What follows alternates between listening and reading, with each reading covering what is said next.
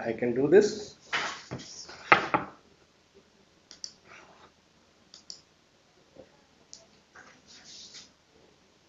Okay. Shall I put the mask on? I think I'll put the mask on. Okay, this way. Hello, good evening. My name is B.S. Murty, and I have given few lectures for this course, Ecology and Environment. I have some questions here. I'll try to answer these questions to the best of my abilities because it's a very interdisciplinary in nature, this course, and I'll give the answers based on what little I know. Okay. So the first question was, sir, environmental factor is the major reason behind human health risk. If we look at annual mortality rate, many people die due to chronic diseases. We know that anthropogenic factors are responsible for this. Polluter pollutes environment, but people at different locations suffer a lot. Loss of one person in a family is equal to loss of whole family. We know the reasons. We know the causes responsible. Why can't we stop the causes? Why can't we save people? You know the answer. Whatever you said is right. I couldn't agree with this more. But then, if you want to do this, then you have to help at different levels. Maybe you can become an activist and then bring forth the issues to the policymakers, or you can become part of the policy making and then change the policies. Or if you're an engineer or a scientist, maybe you can work on it and then get more understanding on the particular issue and then make policymakers aware of it. So that's in fact is the very reason why we are having this course. It's not just meant for engineers or sociologists or the activists. It's for all of us. First, we have to become aware of the problem, and then we have to articulate on the problem. And if we know that our knowledge gap is there in this, then we have to basically do research in that, and then make people aware of your research and those things. So that's the answer that I can give right now. Okay. The next question is, what is the essential use of a dam? Of course, dams are multi-purpose. I mean, if you don't have dams, then you won't have water stored for irrigation, and then probably we will not be able to have the food security. I mean, we will not have enough crops grown, and the amount of food that we produce may not be sufficient. So we need, for agriculture, water, and then for irrigation, we need to have storage of dams. And of course, we use the dams also for the purpose of hydroelectric power generation. Probably it's a little cleaner. I won't use the word as cleaner than this, but yeah, that's one of the ways of producing power. And then water is a kind of renewable resource. So if we probably do hydroelectric power generation by considering all the other effects, maybe that proves to be better. But then other people have other opinions on because there are many people who oppose the dams. But there are many other advantages of dams, particularly these things. And then these are just two of the uses I have given, mostly hydropower generation and then the irrigation. But dams are, of course, in many places are also used for recreation, okay, and other purposes. So we certainly dams have proven to be of help to development, but then dams also have proven to be quite bad as far as the environment is concerned. So in fact, that's the reason why there is so much of opposition to the dam. So we have to be careful about that. How we do the construction of the dams, and then what should be the scale of it, and how we operate the dams. We have to be careful about those things. Then what is the ecological impact of using a pesticide agro ecosystem. Yeah, if you use pesticides left, right, and center on your agricultural farms, then when you put the water for irrigation or when there's a rain, some of this particular pesticide can get into runoff from the agricultural fields, and then it will reach nearby water bodies and then contaminate the water bodies, and that's very bad. It has it's a hazardous chemicals, these pesticides, and some of them also stay in the environment for a long time. So you should not do that. But at the same time, some amount of pesticide usage, I think you cannot avoid. If you ask farmers, they'll say that, like, they have to use the pesticides because they want to save their crop. But then if you use too much of pesticides, and then if you are they're very toxic, then not only it will get into your surface water bodies through runoff process, but then through infiltration process, it can also reach very, very deep down into the ground, into the aquifers, and it will contaminate your groundwater too. We have found. So you need to be careful.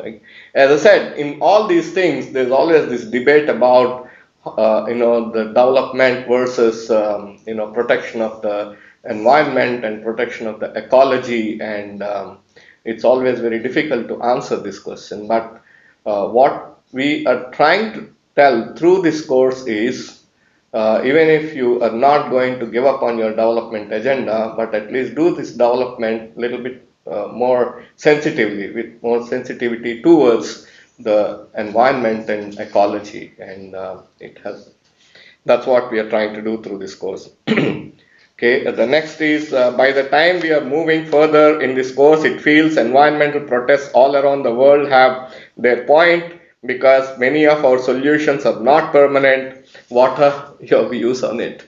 I couldn't agree with you more. Again, yes, the concerns shown by the environmentalists are, I know most of the time they're genuine, but as I said again, you also need to consider the development, and you also need to, some of these things maybe are necessary evils. So in that sense, I think there has to be a common ground. There has to be a dialogue, and then the cooperation between these activists who actually bring to our notice what are the ground realities, and the policy makers and the scientists. They all should sit together and then try to find the solutions which help in the development as well as protect our environment. It's a very tough, very, very tough task, but I think that's the way one should do it. That's my opinion. Okay, scope of ecology in future. Frankly speaking, I did not understand the question. Scope of ecology means, yeah, I mean ecology is very, very important, and then we should protect our ecosystem, and we actually know very least about it, and so we have to do a lot more research also in this ecology, and that's what I can tell. How we can reduce all types of environment pollution in the modern era to prevent global warming. Yeah, I mean, you have to find alternatives. Let's say, for example, if you're looking at the energy production, the thermal power stations are known to cause a lot of global warming, and then other sources of energy have their own problem, like hydro has its own problem. So that's why people are looking at alternative forms of energy, and then probably distributed way that you produce the energy and then use it, and other things. Okay, so but global warming has to be prevented. It's around the corner, and then there are many, many ways of sustainable technologies we have to adopt.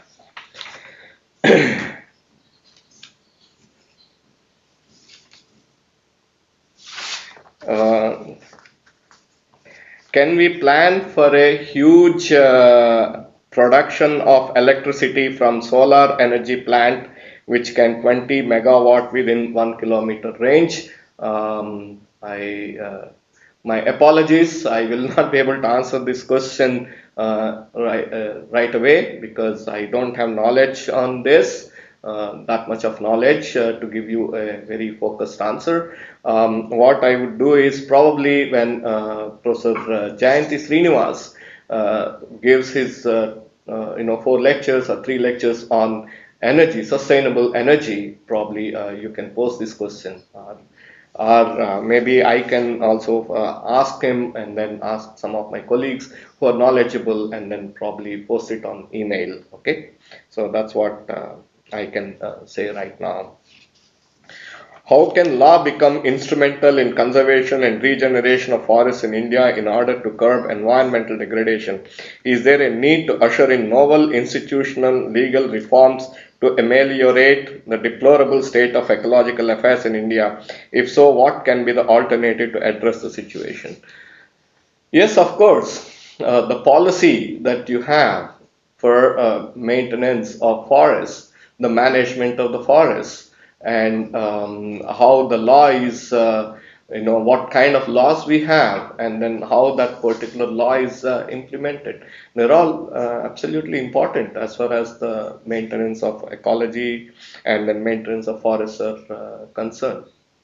There is no two these things. I mean, there is no doubt on this. I mean, the policies regarding ecology and laws that we make are the most important thing. And I think whatever the law that we make, it should be well informed. And then once we make the law, and we should make the law in such a way that we can implement it, and then implementation is not going to become, if implementation is going to be difficult, then there is no point in making such a law. And again, when you make all these laws one has to have all the stakeholders involved in making when we take these policy decisions, and all the stakeholders, whether they are scientifically knowledgeable about it or not, but then whose lives are going to get affected by this particular implementation of the law. All of them should be involved. And that's my personal opinion. How can ecology be included in architecture design principles? Again, it's a very specific topic on architecture. I can only hazard a guess on this. Yes, green buildings. Instead of just building in a regular conventional way, if you design a green building and maintain a green building, and then probably the amount of energy that is used to put that building or infrastructure in place, and then operation of that infrastructure, and then all those things which can reduce the impact on the environment. So I would say that the architecture students, this ecology is very, very important. How do we use natural lighting and natural ventilation while designing the building, so that we don't require that much of artificial lighting and fans and then things like that. And that's a very important thing. How can ecology, that's the answer I have. Yeah. Sir, is this related to general knowledge or with our syllabus? How do I answer this question? I don't know about your syllabus, so I don't know how to answer this. Is it with the general knowledge? To large extent, the lectures that I gave are kind of a general knowledge, and as I mentioned in my very first lecture, the idea of this particular course, as far as IIT Madras, we designed this course for IIT Madras students. And everyone, whether they belong to civil engineering or electrical engineering or chemical engineering, it doesn't matter. Whoever enters into the undergraduate program of IIT Madras, they have to take this course. And again, the idea of this course is to make them aware of ecology and environment, and then why it should concern us, and how we protect that ecology and environment, and how all of us collectively and individually should be sensitive to what is happening to our ecology and environment. And whatever, let's say in future we do any designs, let's say I'm a hydraulic engineer, and probably I'll be called on to do the design of dams, or operation of the dams, or canals, or irrigation systems, or agricultural systems, or whatever, and I would be doing that. And when I do those things, I should be aware of what impact it would have my profession, whatever the decisions that I'm taking for the design and planning and operation of all this hydraulic infrastructure on the environment. I should be aware of it. Then only I'll be able to do a proper design which is sustainable, and then probably which will have the least detrimental effect on the environment and ecology. And the same way, let's say somebody else is coming up with new technology or process in chemical engineering or environmental engineering, they should be aware of what impact whatever the technology or the process that they're inventing or implementing will have on those things. And as I mentioned, everyone can contribute to this. All engineers, all not why only engineers, everybody else also can contribute to the preservation of ecology and environment. Like for example, we need lawyers, the legal experts, who can come and then tell us what kind of policies the society can take, and then we have social scientists who can come in and tell us on how to get all the people to the same table and then talk to each other, and then try to probably get a solution which is acceptable to all the stakeholders. So everyone should be involved in this process. So it is. So if you say that it is related with your syllabus, I really will not be able to answer. I'm very sorry about that. Okay. Then there are other questions. They said about scorecard. So that's all I have right now. The questions. Sir, can you name me some books by which I can acquire knowledge about ecology and environment? Right now, I really don't know a book which I can suggest for ecology and environment, but there is one book which is, I'm forgetting the name. Okay, there's one book written by a professor from Bharati Vidyapith in Pune. I'm sorry, he's such a close friend of mine, and I'm forgetting the name. Okay, I'll tell you, but that's something. But whatever we put in this particular course is actually from whatever the reading that we have done from different sources, and then whatever the maybe in some cases, some case studies where we had first-hand information and the data and then all those things, like so that's what we try to put. And again, it's all I believe in case studies. I would say that probably reading in the newspapers and then thinking about the issues every day, there is something or the other covered, and then you read about that, and then this thing and you think about it, and then you start asking questions. Okay. Yeah, Erag Barucha. That's right. Thank you very much, Priyambada Patri, Erag Barucha. In fact, somebody asked about the architecture. I would say that please go and then visit his facility in Pune, that the Bharati Vidyapith, the way that building, that center was built, absolutely beautiful. Thank you. Yeah. Yeah. In fact, Iraq is Dr. Barucha is a very, very interesting person. I learnt a lot from him. Yeah. Any other things?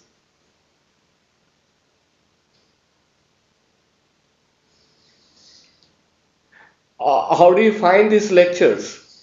Can you give us some feedback? You can be very honest and I would say brutally honest. I mean, if the lectures are not good or something that we are saying, you just don't agree with it, can you please tell us? Because we can re-record and we can put in new stuff if what we have done is not right.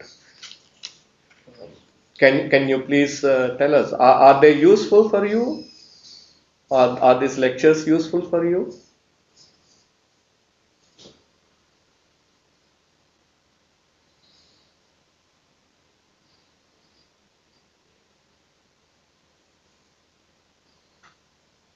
Yeah.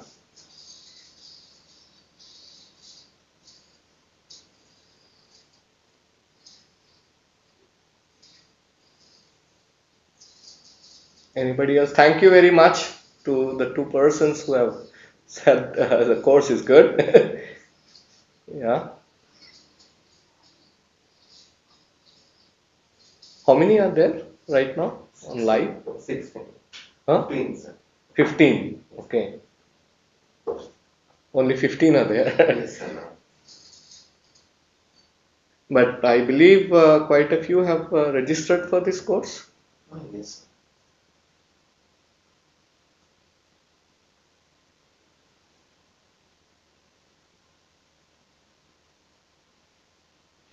Thank you. Thank you, Priyambada.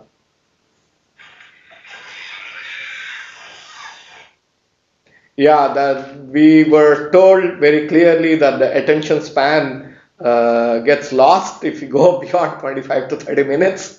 So we made sure that like some lectures, of course, are longer because at least some of my lectures were longer because I start discussing something, I don't want to stop in between, so I try to continue. But we tried to make it for 25 to 30 minutes. Yeah.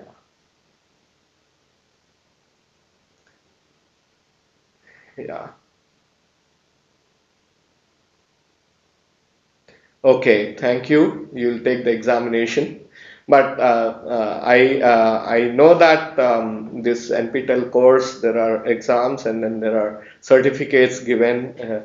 But if you ask me, for me, it's more important to learn the subject than, of course, I'm 60 years old, so I'm not really thinking in terms of certificates and what is the use of that. But so I don't see the points put forward by the students who are much younger to me. But please learn and then enjoy learning. That is what I would be looking for. Yeah, yeah.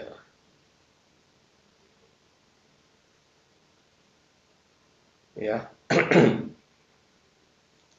So, which part of the course you like the most? Like the most because we covered quite a few topics. We started with case studies. The reason why we started with the case studies is to basically get people interested and then in the course and then generally give an overview of what we are discussing. And then we went into a little bit more deeper into each area. How can we build STP, solar panel, and rainwater harvesting system at our colony with no fund? That's almost asking for something which is very difficult. You say STP means you're talking about sewage treatment plant or something else. That's what I'm assuming that you're talking about sewage treatment plant and solar panel and rainwater harvesting system. Probably rainwater harvesting system, but still you need to you need to have some amount of funds. Even when you're doing rainwater harvesting system, you need to have some money to buy the piping and some money to do the earthwork and then things like that. And it also depends upon what you want to do with the rainwater harvesting, whether you're going to store the water for future use or you're doing this rainwater harvesting to push the water into the ground, or what you want to do with that. And then what you need, okay. Okay, removal of the dam. What is the effect? That's an interesting questions. Okay, removal of a dam. What is the effect? See, the whole problem is people were thinking about removing the dams, particularly in United States, where they have realized basically towards the end of 1980s they realized that like they should remove the dams, so that they think. Then when they started doing it, there are many difficulties which are arising. When behind the dam, there will be a lot of sediment that would have accumulated over the years. So if you remove the dam, what will happen to this particular sediment? Where will it go? If it goes to the downstream, then it will get deposited in the downstream river reaches, and then it will increase the riverbed level, and then which consequently increases the flood frequency in the future if you remove the dam. Then the next thing is, so if you don't want to do that and you want to remove it from the reservoir, then this huge amount of sediment, where are you going to take it? And the transportation cost, the disposal of the sediment, that becomes a problem. Then the other this thing is, okay, there used to be some kind of an ecology before the construction of the dam. Then you constructed the dam and then you're operating the dam for, let's say, 40 years, 50 years and 60 years. No, so a new balance has come. Let's say initially there is a balance A and now you've gone to a new state and now you remove the dam. How do you know that like from state B you'll go back to state A? You may go to state C. We don't know. So those are the questions which are really bothering about this removal of the dams. Although there are quite a few exercises of removal of the dams in United States, but that one has to be careful. Chennai floods versus Kerala floods, are there similarities? Well, both resulted from very heavy rainfall, but Chennai floods are basically urban and coastal area. I mean, very, very close to the coast, whereas Kerala floods is in the entire river basin. So there's quite a bit of difference in terms of how the the system responds to it. And so that's the thing. So Chennai floods are, and a lot of probably the Chennai floods is also due to not so good design of the urban drainage system. Whether the flood is occurring because the flow from Adayar river and other rivers went over the banks into the nearby areas, or is it because the rain that is falling in the nearby areas is unable to find its way to the Adayar river? Is it a waterlogging problem, or the drainage problem, or is it a river overflow problem? That's also one has to be clear about it. So there is a difference between the Chennai floods and the Kerala floods, in my opinion. Okay. Sewage. Okay, you say sewage treatment plant, Priyamada. But as I said, I already answered that question. Yeah.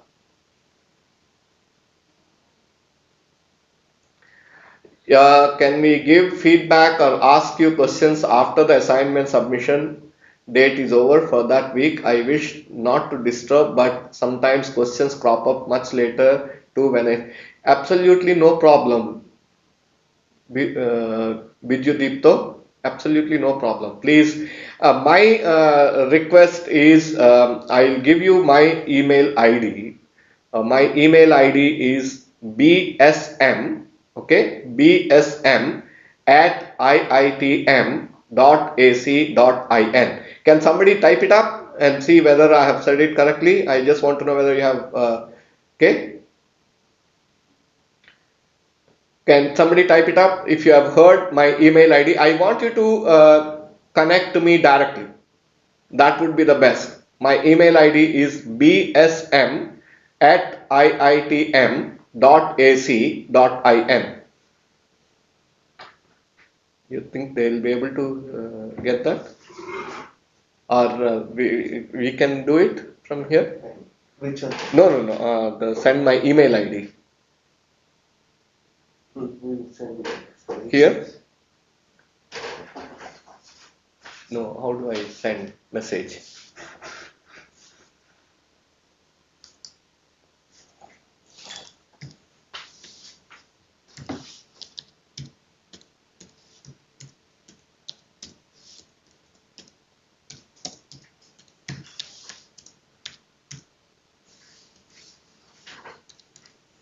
It's already done.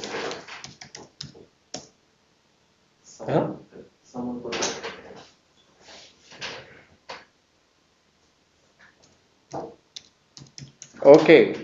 Okay, somebody got it. Yeah, I also put it. Yeah, bsm@iitm.ac.in. Yeah, thank you. So you get in touch with me, and only one very genuine request I have. In case you are not finding the reply from me, please don't hesitate. You keep sending reminders, because sometimes what happens is, in the tons of emails that I get, it may get go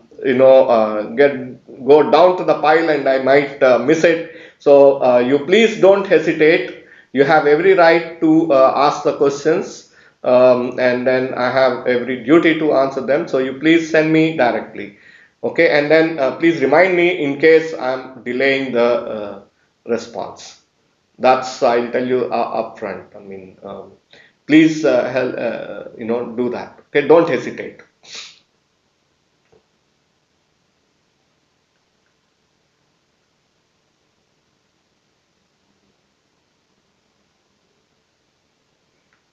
Yeah.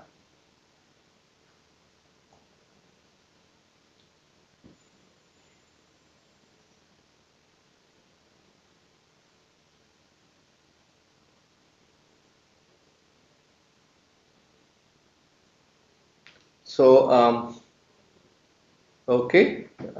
If we don't have any questions, shall we? But I'm really happy that all of you found time to come and interact with me. So that gives kind of a feedback, and okay, we'll keep in touch. Thank you. Is there any chance of formation of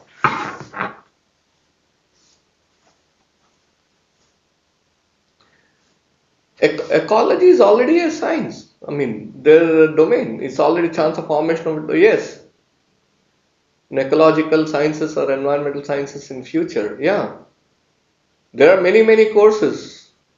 People do a lot of research too.